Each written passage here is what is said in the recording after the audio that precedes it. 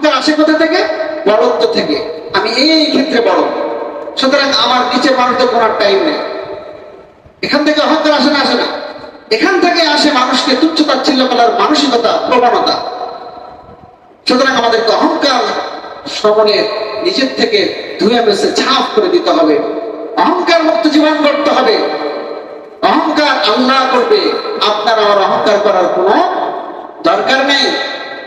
অহংকার ভালো জিনিস নয়। অহংকার করবার কারণে আজকে আপনারা সকলে জানেন, আজাজিল নামক আল্লাহর সবচেয়ে বেশি ইবাদত পূজা আমরা শুনেছি, আমরা ওয়াজ নসিহতে কম বেশি জানি যে এমন কোন জায়গা নাই, স্থান নাই আরশে যেখানে সিজদা করতে এই আজাজিলের বাকি ছিল।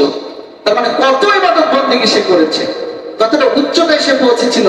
তিনি মানে মুআল্লিমুল মালায়েকা, ফেরেশতাদের শিক্ষক হিসেবে পরিগণিত হয়েছিলেন। কিন্তু শুধুমাত্র অহংকার করবার কারণে কোথা থেকে কোথায় আল্লাহ পাক রব্বুল আলামিন তাকে নামিয়ে দিলেন। সে হয়ে গেল মানুষের জন্য চূড়ান্ত দুশমন, হয়ে গেল অভিশপ্ত শয়তান, হয়ে গেল জাহান্নামের কীট। সকলে বলেন ঠিক না ঠিক? সুতরাং অহংকার করা যাবে না। অহংকার থেকে এই তুচ্ছতাচ্ছিল্য, মানুষকে হেয় প্রতিপন্ন করা, মানুষকে বিদ্রুপ করা, মানুষকে এমনি ভাবে উপহাস করার মতন এই বদ খাসলাত তৈরি হয়। আল্লাহ যেন আমাদের সকলকে সেখান থেকে বাঁচার তৌফিক দান করেন। সবাই বলে আল্লাহুম্মা।